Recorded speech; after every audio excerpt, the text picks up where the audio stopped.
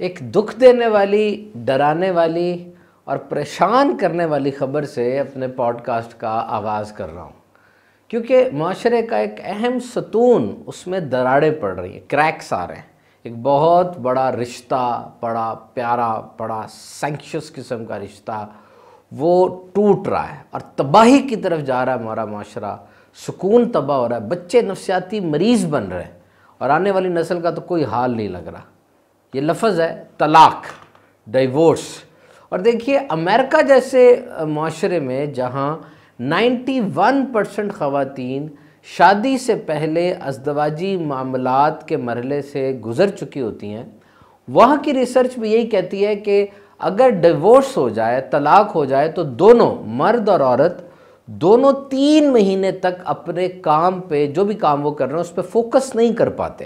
یعنی اتنا بڑا مینٹل ٹراما ہے، یہ اتنا بڑا ایک دکھ ہے جو کہ دماغ میں پینیٹریٹ کر کے انسان کی گوئنگ آن روٹین کو تباہ و برباد کر رہا ہے۔ راولپنڈی کی ایک فیملی لائر کے مطابق اس سال تقریباً 32,000 پروبیبلی پچھلے سال کی بات ہوگی، پورے سال میں کیسز ریکارڈ ہوئے سیپریشن کے اور ڈیورس کے، اور یہ کئی گنا زیادہ ہے پچھلے سالوں سے۔ اسی طرح خیبر پختونخوا کے اندر بھی سیپریشن کے کیسز جو ریکارڈ ہوئے ہیں وہ بھی زیادہ ریکارڈ کیے گئے، زیادہ ہیں یہ۔ اب یہ ہے کیا؟ 2 طرح کے لوگ ہیں۔ ایک تو وہ لوگ ہیں جو کہ اتنے پڑھے لکھے نہیں ہیں اور وہ چاہتے ہیں کہ کورٹ کچہری اور پولیس کو بیچ میں لائیں اور اب وہ اپنے مخالفین کو ذرا سبق سکھائیں۔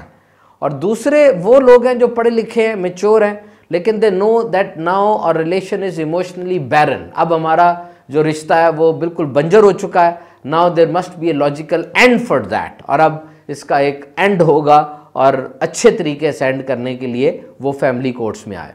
تو یہاں پر پھر میں دوبارہ یو ایس اے کی اکانومی کی بات کروں گا، اس کے معاشرے کی بات کروں گا، کیونکہ دیکھیے ناظرین، جب بھی ہم ریسرچ کی طرف جاتے ہیں، جب بھی ہم کسی ایسی بات کی طرف جاتے ہیں جہاں پر ہمیں تحقیق چاہیے ہوتی ہے، تو ظاہری بات ہے وہ آج ویسٹ میں ہو رہی ہے، یو کے، یو ایس اے میں، ہارورڈ میں، میساچوسٹ کے اندر۔ So all the statistics and all the research findings what we are getting are from West and from Western universities, and they say that almost 50% of the marriages they are ending up in divorce، کہ 50% شادیاں اس کا اختتام diverse کی صورت میں ہو رہا ہے۔ It's a very alarming statistics۔ اب دیکھیں یہاں پہ ایک بات دیکھیں، آپ جو بیماریاں ہوتی ہیں اس کی دوائی بھی بناتے ہیں، اس کی ویکسین بھی بناتے ہیں۔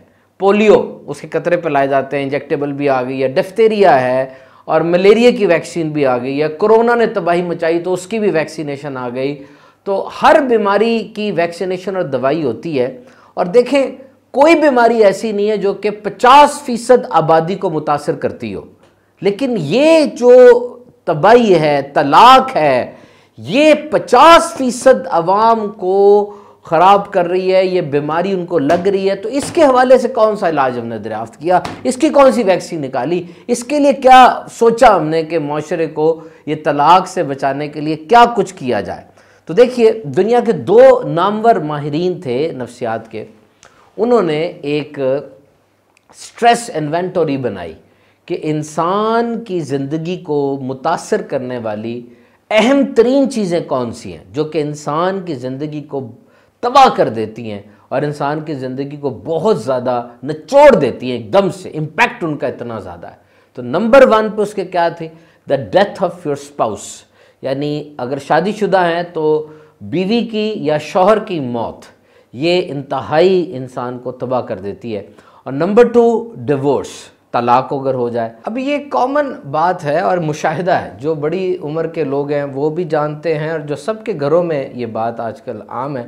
اب نوٹ کریں کہ خواتین اپنے شوہر کے گھر میں نہیں ہیں بلکہ اپنے ماں باپ کے گھر میں، اور یہ واقعات اب کتنے زیادہ ہوتے چلے جا رہے ہیں۔ بات کوئی بھی ہے، بہانہ کوئی بھی ہے، حقیقت کوئی بھی ہے، لیکن ایسے واقعات اب بہت زیادہ ہیں۔ آج سے 25-30 سال پہلے اتنے نہیں تھے۔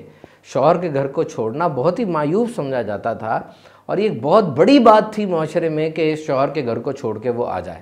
نمبر 2 مسلسل لڑائیاں، جس میں پنچایتیں، فلاں بڑے کو بٹھا لو، اس کو بلا لو، اور ایک ایسا ماحول زیادہ بڑھتا چلا جا رہا ہے۔ اور نمبر 3 یہ ڈیمانڈ، مسلسل یہ ڈیمانڈ کہ جی الگ سے گھر لڑکا لے گا اور ماں باپ کے ساتھ نہیں رہے گا۔ اور چوتھی ایک بات، کیونکہ ایک عرصے سے میڈیکل فیلڈ سے تعلق ہے اور لوگ رابطہ کرتے ہیں، بتاتے ہیں کوئی کاؤنسلنگ، اور ہم کسی ماہر ڈاکٹر کے پاس یہ کیس بھیجتے ہیں یا تھوڑا بہت ان کے ساتھ رہ کے اس کاؤنسلنگ کو دیکھتے ہیں کہ شادی کے کچھ ہی عرصے کے بعد، یعنی 6 ماہ، سال، 2 سال کے بعد خواتین میں نفسیاتی امراض بہت بڑھ رہے ہیں، psychiatric illness and it is at hype. یہ اتنا زیادہ آن سیٹ ہو رہا ہے، پہلے کبھی ہم نے ایسا نہیں دیکھا تھا۔ اور یہاں میں ایک آپ کو حیران کن سٹیٹسٹکس شیئر کروں، 81% شادیاں وہ ناکام ہوتی ہیں ایک سنگل فیکٹر کی وجہ سے، اور وہ فیکٹر ہے شیئرنگ آف پاور، یعنی اتھارٹی شیئر کرنا، کہ میاں بیوی کے درمیان آپس میں اتفاق نہیں ہوا اور کسی ایک نے فیصلہ کر لیا، اور بعد میں یہ بات جو ہے بات بتنگڑ بن گئی، بلکہ بتنگڑا بن گئی، اور وہ اختتام تک بات آ گئی۔ یعنی گھر خریدنا ہے، بچے کی تعلیم ہے، گھر کا بجٹ ہے، یا اور جو کلیدی اور اہم فیصلے تھے وہ مل کے نہیں کیے گئے۔ This is one of the causes of divorce. اور پھر یہاں پر یہ بات یاد رکھیے گا، کسی نے کہا جی کہ پہلا جو انکاؤنٹر ہوتا ہے، میں اپنی بیوی سے پہلی بار ملا ہوں، تو کیا میں ایسا کام کروں جس سے وہ بہت متاثر ہو یا بہت زیادہ میرا امپریشن پڑے؟ تو یاد رکھیے، کوئی ایسی تصویر اپنی نہ بنائیے جس کو پھر وہ ساری زندگی ڈھونڈتی رہے اور اس کو وہ بندہ نہ ملے۔ جو سچ ہے وہی رہنے دیں۔ Remember, a good relation is a relation between two imperfect people who have decided to compromise on each other imperfections۔ اچھا رشتہ اس کا مطلب کیا ہے کہ دو بندے ہیں جو دونوں امپرفیکٹ ہیں، دونوں میں خامیاں ہیں، دونوں میں غلطیاں ہیں، لیکن دونوں نے فیصلہ کر لیا کہ ہم نے اپنی غلطیوں کو، اپنی خامیوں کو ایک دوسرے کے ساتھ صبر اور برداشت کے ساتھ گزارنا۔ یہاں پر ضرور دیکھنا چاہیے کہ کاؤنسلرز بڑے ضروری ہیں۔ کاؤنسلر کا مطلب یہ وہ بندہ جو جب دیکھے کہ شادی میں کریکس پڑ رہے ہیں، جوان تھے دونوں، ان کو بھی اتنی سمجھ نہیں تھی، شادی ہو گئی، تو اب اگر وہ چیز کو نہیں سنبھال پا رہے تو آگے بڑھ کے ان کی مدد کریں، ان کو سمجھائیں، ٹریننگ کریں اور اس چیز کو پیچ اپ کریں تجربے کے ساتھ۔ پھر کم آمدنی اور کم ایجوکیشن، اوور ایکسپیکٹیشنز، زیادہ امیدیں لگا لینا، یہ بھی وہ چیزیں ہیں جو کہ شادی کی ختم ہونے میں بہت بڑی وجہ ہے۔ اچھا، یہاں پر ایک بات میں آپ سے شیئر کروں، and this is one of the you can say very good advice given to me from someone، کہ مرد شادی سے پہلے عورت کو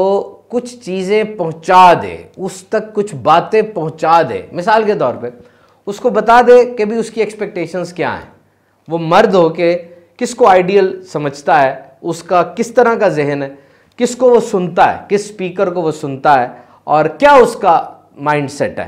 پھر دوسری بات، وہ کیا امید کرتا ہے عورت سے کہ عورت کا رویہ کیا ہوگا۔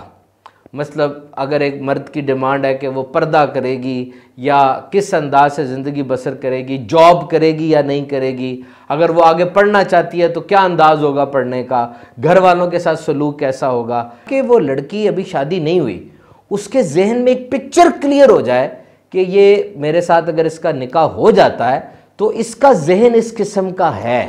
یہ بڑا ضروری ہے، یاد رکھیے گا، ایک دفعہ یہ ہو جائے نا تو بعد میں پھر حجت وہ تمام ہو جاتی ہے اور پتہ چل جاتا ہے کہ جی پہلے یہ بات ہو چکی ہے۔ آج ہمارے پاس جتنے مسائل آ رہے ہیں اس میں ایک بہت بڑا مسئلہ یہ ہے کہ جی سختی بہت ہے، ماحول میں گھٹن بہت ہے، ہم تو فلاں فلاں خواب دیکھ کر آئے تھے لیکن یہاں تو کوئی معاملہ ہی ایسا نہیں ہے۔ تو پہلے سے جو شیئرنگ ہو جائے گی تو پتہ چل جائے گا بھی کیا چیز کون کس طرح چاہتا ہے۔ اور دیکھیے، بات آپ پہنچا رہے ہیں تو ابھی آپ شرعی طور پہ میاں بیوی نہیں ہیں، نکاح نہیں ہوا، تو اس کے لیے طریقہ وہ اختیار کریں جس کی شریعت اجازت دیتی ہے۔ آپ بھائی کو سارا بیٹھ کے بتا دیں کہ جی اپنی بہن سے شیئر کر لیں، اور ان کے والد صاحب کو بتا دیں آرام سے کہ جی میرے یہی آئیڈیلز ہیں، یہی میرے پیرامیٹرز ہیں، اور اب دیکھ لیں کس طریقے سے ان کو مینج کرنا ہے۔ یہ کہنے کا مقصد ہے، شریعت کی حدود کو اس میں نہ توڑا جائے، نہیں تو اور باتیں خراب ہوں گی اور پہلے سے ہی مسائل بننا شروع ہو جائیں گے۔ اور ہاں جی، ایک بات میں ضرور بتاتا چلوں، یہ میڈیکل پوائنٹ آف ویو سے بڑی ضروری ہے اور آنے والی نسلوں کا تحفظ ہے۔ دنیا کے چند ہی ملک ایسے رہ گئے ہیں جہاں پہ تھیلیسیمیا ابھی باقی ہے۔ تھیلیسیمیا ہے کیا؟ یہ آپ کسی تھیلیسیمک سینٹر میں جائیں اور وہاں تھیلیسیمیا کے مرض میں مبتلا بچے کو دیکھیں، آپ کو اندازہ ہوگا کوئی ٹیبلٹ نہیں ہے، کوئی ٹیکا نہیں ہے، تازہ خون چاہیے بچے کو، اور ماں باپ وہ تازہ خون اس کو لگوا رہے ہیں ہفتے میں ایک دفعہ، 15 دن میں ایک دفعہ، جو بھی ڈیوریشن ہے، اور پھر بھی 15 سال کے بعد اس بچے کا زندہ رہنا وہ بہت مشکل ہوتا ہے۔ تو تھیلیسیمیا میں خالی بچے کو خون نہیں لگتا، بلکہ اور بھی پرابلمز کی وجہ سے مزید دوائیاں بھی استعمال کرنی پڑتی ہیں، اور تھیلیسیمیا اب دنیا کے بہت سے ملکوں سے ختم ہو چکا ہے۔ اس کا طریقہ کار کیا ہے؟ بہت آسان ہے کہ شادی سے پہلے مرد اور عورت دونوں کے بلڈ ٹیسٹ ہونے چاہیے۔ جس طرح اگر تو فیملی میں تھیلیسیمیا پہلے موجود ہے، اب تو الیکٹروفوریسس کا ٹیسٹ ہونا چاہیے۔ اگر فیملی میں لڑکے یا لڑکی کی طرف سے کوئی پیشنٹ ہے تو الیکٹروفوریسس کا ٹیسٹ ہوگا، اس سے رپورٹ آ جائے گی، ڈاکٹر بتا دے گا۔ لیکن اگر لڑکا اور لڑکی دونوں کے خاندان میں کوئی تھیلیسیمیا کا پیشنٹ نہیں ہے تو اب ٹیسٹ ہوگا سی بی سی اور پیریفرل سمیئر کا، اور یہ سی بی سی اور پیریفرل سمیئر آپ کسی اچھے ڈاکٹر کو دکھائیں گے، وہ آپ کے سی بی سی کو دیکھ کے اندازہ لگا لے گا کہ یہ کیریئر ہیں کہ نہیں ہیں۔ اور یہ بہت ضروری ہے، لازمی یہ ٹیسٹ اگر آپ کروا لیں گے تو آئندہ آنے والی نسل میں اللہ کے کرم سے یہ بیماری نہیں ہوگی۔ تو ناظرین، پوڈ کاسٹ آپ دیکھ رہے ہیں اور بہت سی چیزیں ہم سیکھ رہے ہیں، انشاءاللہ ان چیزوں پر اگر عمل کرتے جائیں گے تو اس کے نتائج ہمیں ضرور ملتے جائیں گے۔ ریممبر، تو شوہر کو چاہیے کہ وہ اپنی زوجہ کو وقت دے، آرام کے اور کھانے کے علاوہ، اور آپس میں یہ طے نہیں کر سکتے ہم کہ جی ہماری آپس کی بات باہر نہیں جائے گی، ہماری آپس کی بات باہر نہیں جائے گی۔ دیکھیں، میٹنگز کریں۔ ایسے لوگوں کی میں نے باتیں سنی، کہانی سنی کہ وہ میاں بیوی اور بچے اگر بڑی عمر کے ہیں تو بیٹھ کے میٹنگ کرتے ہیں، کہ گھر کی میٹنگ، کہ بجٹ ہمارا آؤٹ ہو رہا ہے، مہنگائی اتنی ہو گئی ہے، بجلی کا بل اب کون سے دیں گے، اور پھر بچے بڑے ہو رہے ہیں تو ان کے اخراجات بڑے زیادہ ہو رہے ہیں۔ تو دیکھیں، اخراجات اگر زیادہ ہو جائیں پورا گھر متاثر ہوتا ہے، اور میاں بیوی کے تعلقات بھی متاثر ہوتے ہیں۔ اس میں اگر اخراجات بڑھ گئے ہیں تو دو ہی طریقے ہو سکتے ہیں نا، یا تو اخراجات کم کریں یا آمدنی بڑھائیں۔ اب آمدنی کیسے بڑھے گی؟ میٹنگ کریں آپس میں بیٹھ کے، ایک دوسرے کو اعتماد میں لیں۔ اور یہ بات بھی غور سے سن لیجئے کہ اگر آپ ہر بات باہر بتانے کے عادی ہیں اور ہر بات آپ چاہتی ہیں یا چاہتے ہیں کہ سب کو پتہ چل جائے، تو پھر آپ حل نہیں چاہ رہے، آپ تو تماشا چاہ رہے کہ ایڈورٹائزمنٹ ہو جائے اور سب تک وہ بات پہنچ جائے۔ دیکھیں، بات باہر نہ بتائیں، گھر کی بات ہوتی ہے، گھر میں ہی حل ہو جاتی ہے۔ اور آپ کو بھی تجربہ ہوگا، جتنے بندے بیچ میں ڈلتے جاتے ہیں نا، بات خراب ہوتی چلی جاتی ہے۔ ہر آدمی اپنی رائے کے ساتھ آتا ہے اور ہر ایک کی رائے مختلف ہوتی ہے۔ یہ جو آپ سب کو باتیں بتا رہے ہوتے ہیں نا، 90% لوگوں کو آپ کے مسئلے سے کوئی غرض نہیں ہے، اور باقی 10% بڑے خوش ہیں کہ آپ مسائل کا شکار ہو گئے۔ تو نہ بتائیں، اپنے گھر بھی نہ بتائیں۔ مجھے پتا ہے یہ جملہ بہت بھاری ہے، لیکن خواتین اپنے گھر بھی بات نہ بتائیں۔ دیکھیں، آپ کے نزدیک وہ بات چھوٹی سی ہے، آپ نے اپنے ابو کو، اپنی امی کو بتا دی، لیکن وہ ماں باپ ہیں، والدین ہیں، اور والدین کے لیے خاص طور پہ جو بیٹیاں ہیں وہ بڑا سینسٹیو ٹاپک ہوتا ہے، وہ اس کو بات کو بہت زیادہ سر پہ لے لیں گے اور بات بڑھ جائے گی۔ دیکھیں، عمر زیادہ ہو رہی ہے ان کی، اور زیادہ عمر ہوتے ہی بیماریاں بھی لگ جاتی ہیں، نفسیاتی مسائل بھی آ جاتے ہیں۔ تو چلیں آپ نیت کر لیں کہ میری طرف سے میرے ماں باپ کو کوئی پریشانی نہیں ہوگی۔